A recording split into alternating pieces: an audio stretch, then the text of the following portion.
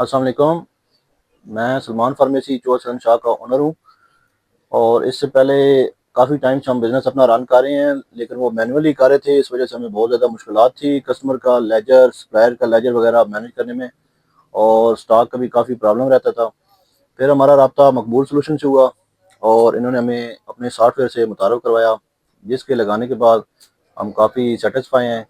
और जो हमारी मुश्किलात थी customer ledger, supplier ledger, daily के खाते जो होते थे कैश इन आउट और प्रॉफिट के हिसाब से, वो सारी चीज़ें हमारी माशाल्लाह बहुत बेहतरीन तरीके से मैनेज हो गई हैं।